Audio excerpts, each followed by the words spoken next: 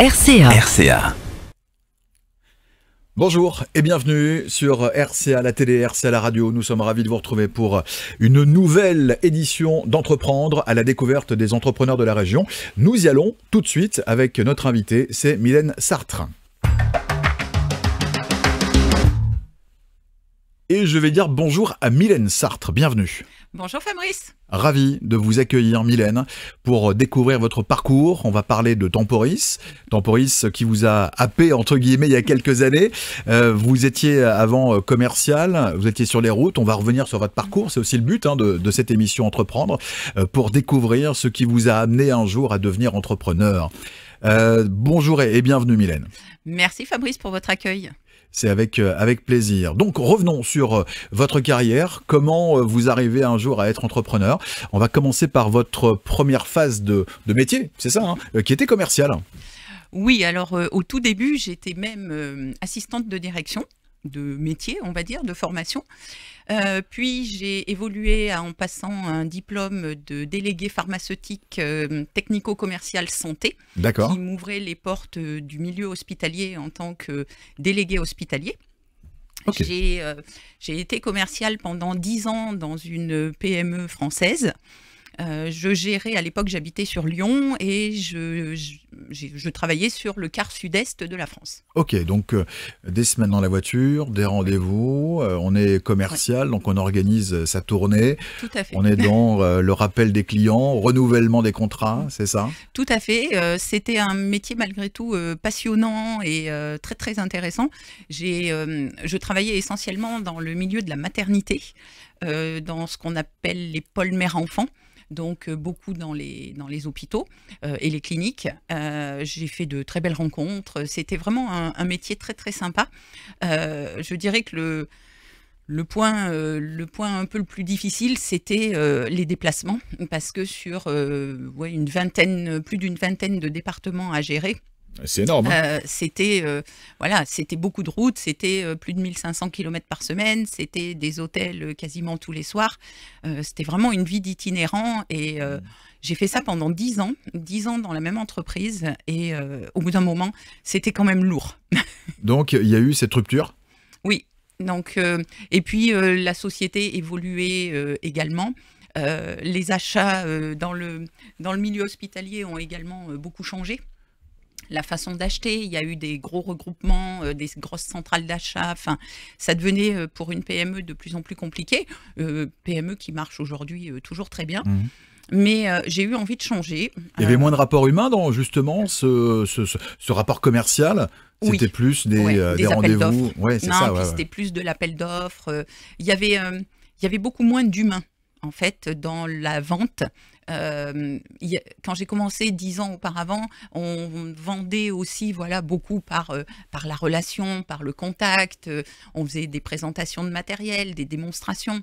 Il y avait un vrai lien. Et aujourd'hui, c'est de plus en plus un prix. Voilà, on achète une quantité, on achète une remise, un prix par produit à l'unité. Ouais. Et là, ça devient compliqué avec des appels d'offres, papier, ordinateur, distanciel.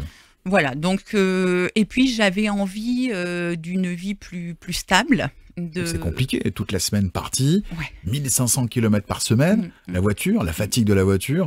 La fatigue, des problèmes de dos. Aussi, ouais. Un peu, voilà, forcément.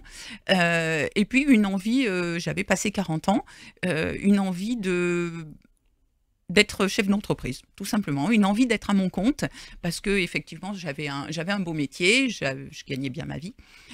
C'était difficile de changer.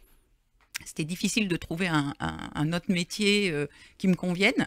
Et en fait, je suis allée à Paris au Salon de la franchise en début 2017. Et j'y allais pour chercher des idées, pour savoir dans quoi me lancer, parce que je pensais quand même que la franchise était un bon moyen aussi de devenir entrepreneur, de se mettre à son compte tout en étant accompagné. Oui, puis oui, effectivement, comme vous le dites, adossé à un groupe qui a déjà l'expérience, du recul. Tout à fait. En 2017, le réseau Temporis, c'était déjà 100... Je crois que c'était déjà 150 agences sur le territoire national. Aujourd'hui, c'est 170, plus de 170, et même plus une au Canada. D'accord. Il y a une agence Temporis à Montréal. Vous étiez encore salarié, permettez-moi de vous poser la question, Mylène, hein, mais encore salarié à l'époque où vous allez dans ce salon? Oui. Donc oui, là, oui. c'est en train de germer dans votre Oui. tête. Je voulais pas, je voulais pas tout quitter comme ça du jour au lendemain, et je n'avais pas non plus envie de chercher à la concurrence, parce que d'abord j'étais bien dans cette entreprise, et puis à la concurrence le problème aurait été le même. En tant que délégué hospitalier, c'est le terme, on a généralement des très gros secteurs. Ouais. Donc, j'avais aussi envie d'un métier où je n'avais pas non plus envie de devenir commerçante, dans le sens où je resterai dans ma boutique à attendre que le client vienne, même si j'aime beaucoup la relation. J'avais besoin de ce côté un peu sédentaire avec un bureau, avec une agence, et ce côté itinérant malgré tout, qui fait que je me déplace, que je vais chez les clients, que je fais de la prospection. Mais avec moins de kilomètres. Avec moins de kilomètres, étant donné que mon agence donc est basée sur Saint-Nazaire et que j'ai acheté, entre guillemets, un territoire qui comprend la presqu'île jusqu'au la limite du 56, jusqu'à Malville, Pontchâteau, etc. Et tout le pays de Ré jusqu'à Pornic. Ok, donc la décision est prise à un moment de votre carrière, j'arrête mon premier travail de commercial et je vais passer maintenant dans le statut de chef d'entreprise. C'est quoi la rupture exacte? Vous êtes rassuré par rapport aux propositions de Temporis? Vous avez trouvé Temporis intéressant en tout cas? Oui, alors c'est vrai que en fait à la base j'étais allée au salon à Paris pour rencontrer un franchiseur qui était dans le domaine médical. C'était du service post-hospitalier, service à domicile, enfin, au final, c'était quelque chose que je ne sentais pas du tout. Ouais. Mais que vous connaissiez bien le secteur, en tout cas. Auquel je m'étais intéressée. D'accord. À un moment, quand j'avais eu cette réflexion de faire quelque chose d'autre, je m'étais intéressée à cette société. Bon, et puis, je sais pas, je le sentais pas. Donc, je pense qu'il faut pas y aller quand on le sent pas. Ça s'appelle le flair, ça. Hein. Tout à fait. Je suis retournée à Paris au salon parce que je savais qu'ils y étaient. C'était une société lyonnaise. J'y étais allée pour les voir et là, ça a pas matché du tout. Mais je me suis dit, je suis à Paris, je suis au salon, je vais en profiter pour voir d'autres opportunités. Et j'ai aussi, ce que je trouve intéressant sur ces salons, c'est d'assister à des conférences. Et j'ai assisté à une conférence qui s'appelait « Elles ont osé, pourquoi pas vous ?» qui était un peu dédiée aux femmes. Et hier, c'était la journée des droits de la femme. Donc... Exactement, on était le 8 mars voilà. Hier, tout à fait. D'ailleurs, je crois que c'était début mars 2017 quand je les ai rencontrés à Paris. Ça devait coller à peu près. Et j'ai rencontré... dans les personnes qui participaient à cette conférence, il y avait une dame qui s'appelle Laurence Potier-Caudron, qui est le franchiseur de Temporis. Et on a eu un bon feeling, on a eu un petit coup de cœur. Et Laurence m'a demandé de quelle région je venais.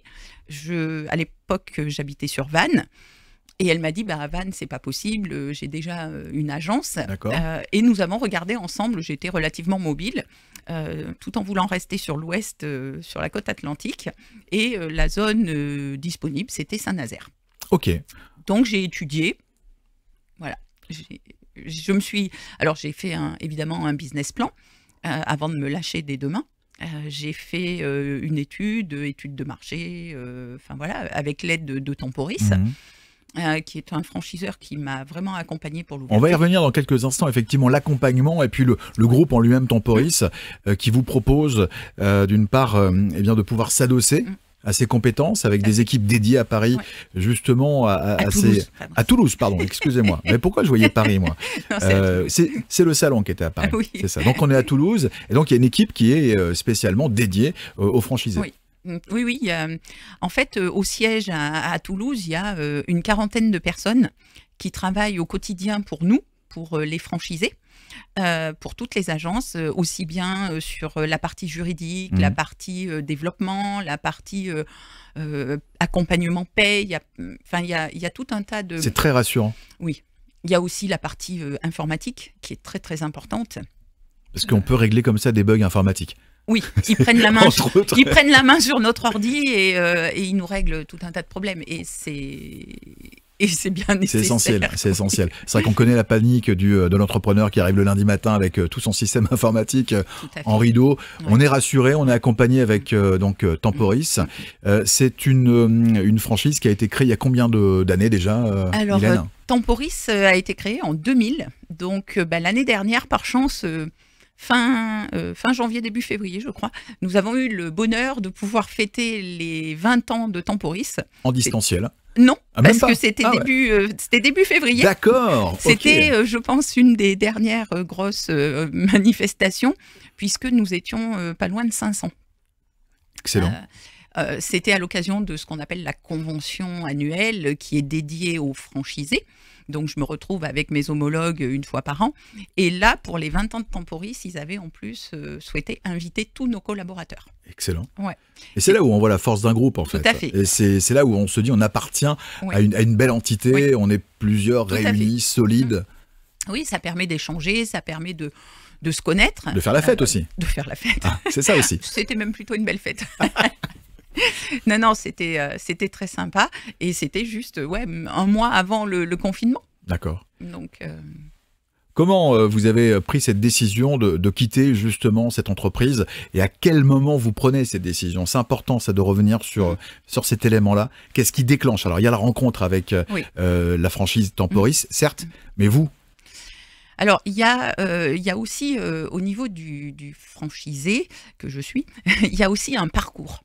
En fait, chez Temporis, il ne suffit pas d'avoir les fonds pour monter son agence. Il ne suffit pas d'avoir cet argent. Il faut en plus passer par une validation, un parcours. C'est une demi-journée tout d'abord de découverte ou une journée de découverte dans une agence existante. Et là, on pose nos questions, on échange avec les personnes déjà en place. Ensuite, il y a 2 jours dans l'agence dite pilote qui est sur Brive-la-Gaillarde. D'accord. Là, on redécouvre encore. Il y a un entretien d'une demi-journée avec Laurence Potier-Caudron, notre franchiseur, donc au siège à Toulouse. On a même droit, alors j'avais trouvé ça extrêmement marrant, à une interrogation écrite. On a une vingtaine de questions à l'écrit auxquelles il faut répondre. D'accord. Ce qui permet de voir aussi la façon dont on a mené ce parcours de découverte du métier, D'accord. de découverte de Temporis, et qui permet de voir si on... Parce que si on ne s'est pas impliqué, si on n'a pas été attentif et si on n'a pas été creusé un petit peu, et ben en fait, on peut très bien, si on a une mauvaise note à cette interrogation, on peut ne pas avoir le panneau Temporis. Donc si on a bien validé toutes les étapes. Ouais. Voilà. Ok. Il y a un vrai parcours de recrutement, en fait. Le franchisé est recruté. Très bien. Donc, j'ai passé les tests haut la main. Donc, j'avais l'aval de Laurence pour ouvrir mon agence. Et puis, parti de là, tout s'est enchaîné. Et puis, j'ai demandé une rupture conventionnelle à mon ancien employeur. D'accord. Qui m'a permis d'ouvrir mon agence parce que le jour de l'ouverture, j'avais 0 client, 0 intérimaire. Comment on se sent cette première journée, cette première matinée, les premières heures où on a ouvert le bureau? Parce qu'on a loué un pas de porte, local, c'est bien ça. sûr, ouais. Et donc on est toute seule dans son agence où on a peut-être le premier collaborateur ou collaboratrice à ses côtés. Et là, comment on se sent dans son fauteuil d'entrepreneur? Alors, en fait, pour ouvrir une agence Temporis, il faut avoir 2 collaborateurs avec nous. Ok. C'est obligatoire. Voilà, ça fait partie des standards de la marque. Pour ouvrir, il faut une personne qui est sur la partie commerciale et une personne qui est sur la partie plutôt comptabilité-gestion. D'accord. Donc moi, j'avais recruté mes 2 collaboratrices avant le jour de l'ouverture. Elles étaient parties 1 mois en formation, 15 jours au siège et 15 jours en agence. Le parcours pour moi a été le même que pour mes collaboratrices. Et donc, nous nous sommes retrouvés le 11 décembre 2017, toutes les 3, à mettre la clé dans la serrure. Allez, on y va. C'est Ouais. ça. Alors, c'était assez... c'était quand même assez particulier, c'était émouvant. Ouais. Déjà. Je n'avais jamais été chef d'entreprise, je n'avais jamais managé des gens, mis à part des fois peut-être des stagiaires ou des nouveaux collaborateurs, mais ce n'était pas du management, c'était de la formation ou de l'accompagnement. Puis là, c'est le métier aussi. Voilà, donc là, c'était ouais, c'était assez, Et le fait d'y assez repenser, perturbant. vous vous remettez dans la situation, vous dites, mais en fait, waouh, c'était une matinée de folie où Oui, les premières heures ont été... alors il y a toujours, vraiment je ne peux pas dire je vénère, mais Temporis, c'est vraiment un très, très bon franchiseur. C'est ce qu'on voit. D'ailleurs, c'est Oui, ce qu'on ressent. oui, tout à fait. Et en fait, lorsque l'on ouvre, nous avons, nous avons des personnes sur le territoire qui s'appellent des animateurs réseau. Et moi, la personne qui s'occupe de la région ouest de la France, Christophe, en fait, Christophe était là le jour de l'ouverture. Parce que c'est des personnes qui ont l'habitude d'aller dans les agences, en fait, ils font le lien. Mm. Ils font le lien entre, d'abord, ils sont là aussi pour contrôler, entre guillemets, que les locaux et les standards de la marque sont respectés, ce qui est C'est normal clair. puisque c'est une franchise. Mm. Puisque chez Temporis, c'est les mêmes couleurs que chez RCA. Donc, Effectivement. oui. Et du coup, voilà, ils viennent aussi pour vérifier que je n'ai pas fait un mur bleu, par exemple, parce que chez Temporis, c'est rouge. Ouais, il faut respecter les standards. Ouais, tout à fait. Et puis, en fait, alors en plus, moi j'ai eu la chance, Christophe était relativement récent dans le métier et il était accompagné d'un autre animateur qui s'appelle Mathieu. Donc, ce qui fait que moi j'ai eu la chance d'avoir 2 animateurs pour l'ouverture. Et en fait, il reste avec nous pendant 2-3 jours. Ça permet de nous lancer, de nous donner les clés, en fait, pour tout un tas de choses, que ce soit l'organisation, que ce soit la prospection, que ce soit enfin, l'accueil des premiers intérimaires. Voilà, on est accompagné. Et maintenant, nous allons découvrir Mylène Sartre, donc, qui est devenue chef d'entreprise, entrepreneur, et qui doit faire son réseau, qui doit travailler par les réseaux, qui doit se faire connaître. Comment Oui. se passe cette phase primordiale dans l'entreprise? Alors en plus, moi, je me suis vraiment lancé un super défi parce que je ne suis pas nazérienne à la base. Et en fait, quand je suis arrivée à Saint-Nazaire il y a un peu plus de 3 ans, je ne connaissais absolument personne. Alors, je venais un petit peu sur Saint-Nazaire parce que dans mon entreprise de matériel médical, au bout de 8 ans sur le sud-est, j'avais demandé ma mutation dans le nord-ouest. D'accord. Nous étions venus sur Vannes.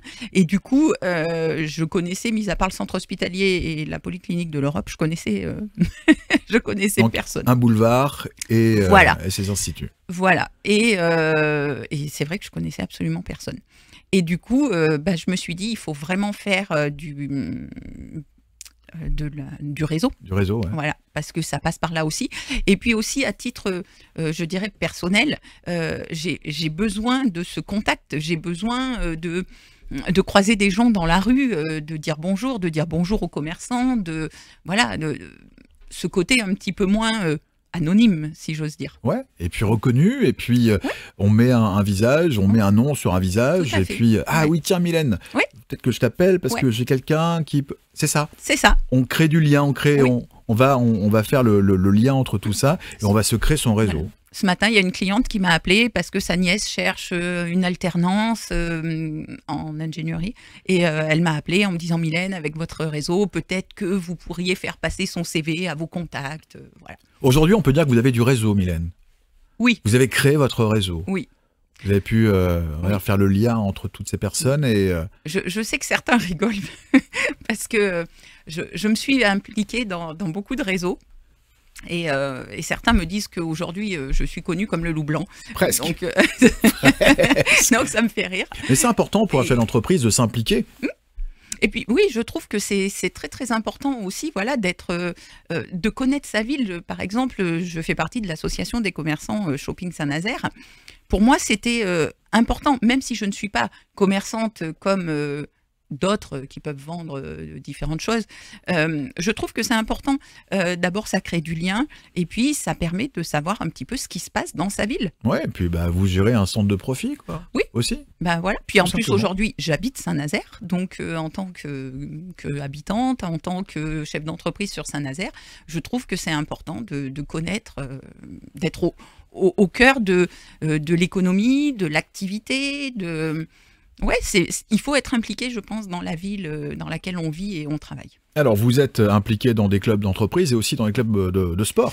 Oui, alors je suis un partenaire assez important en termes de budget et en termes d'implication auprès du SNVBA, le club de volley professionnel et notamment supporter de l'équipe pro masculine qui performe très très bien. Bien, effectivement. Ouais, ils vont très très bien.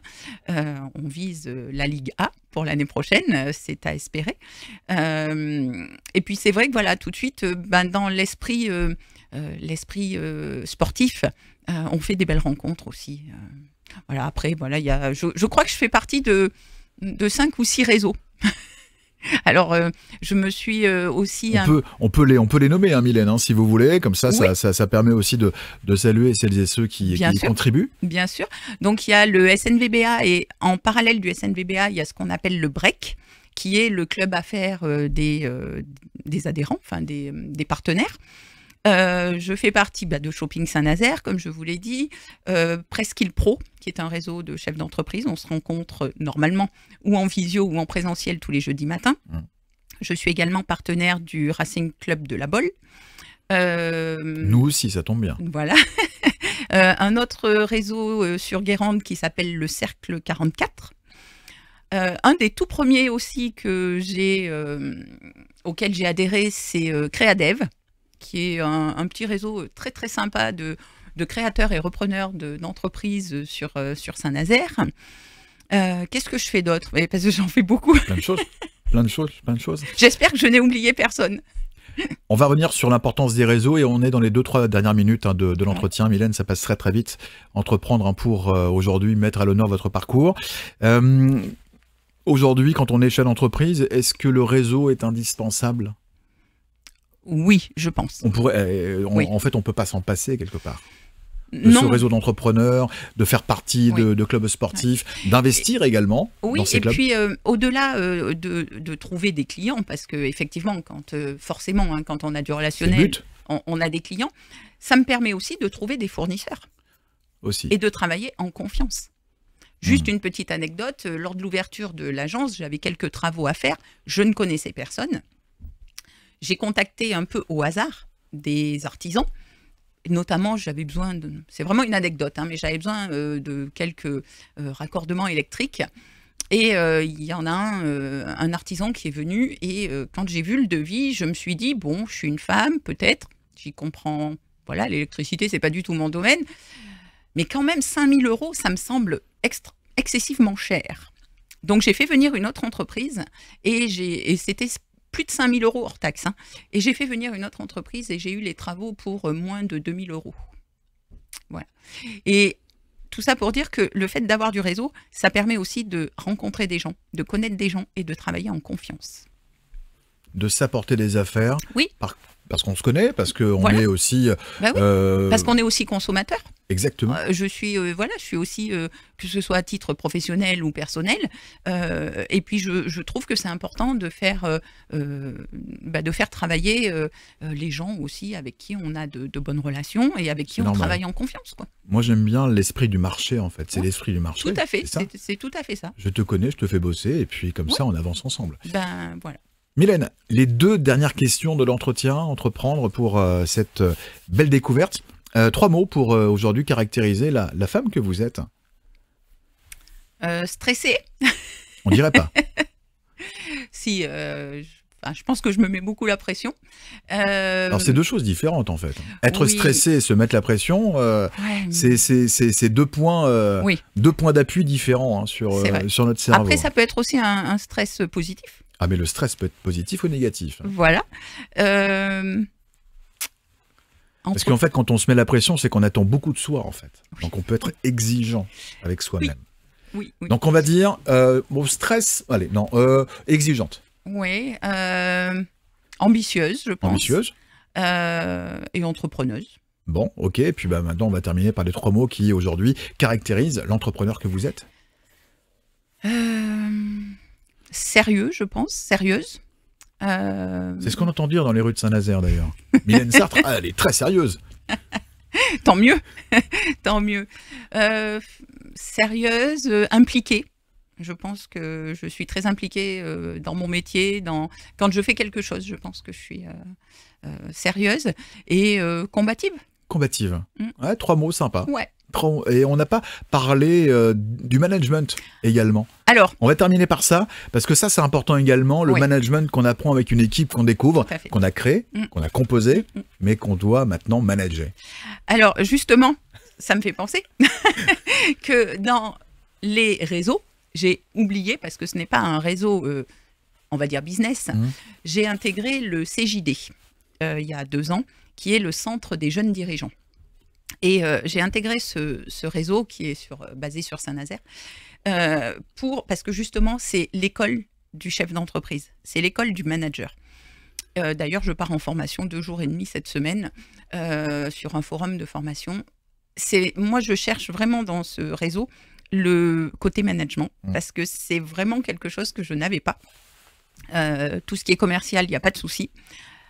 Mais le côté management, effectivement, c'est pas forcément ce qui est le plus facile et le plus évident pour moi, de me retrouver face à mes collaboratrices entre, voilà, côté un petit peu les manager de manière cool, si j'ose dire, mais aussi ferme et efficace. C'est ça. Et c'est pas évident tous les jours. Je manage une équipe de 3 femmes. Donc, nous sommes une équipe de femmes. Après, ça se passe très, très bien. Mais il faut que je me manage moi aussi, en fait. Pas seulement mes collaboratrices, mais ouais, il faut que je travaille le management sur moi aussi. Exactement, ce seront les mots de la fin, Mylène. Merci beaucoup, Fabrice. C'était un plaisir de vous recevoir pour entreprendre. À bientôt. À bientôt, merci Fabrice. Beaucoup. Au revoir. J'ai été ravi de vous accompagner. Vous pouvez partager, liker, commenter cette vidéo. C'est inspirant et puis ça fait du bien. Et également de voir des réussites, de voir des gens qui s'impliquent et qui sont aussi impliqués sur leur territoire. Je vous souhaite un bon visionnage. À très bientôt pour une nouvelle aventure avec Entreprendre sur RCA la télé et RCA la radio. Au revoir.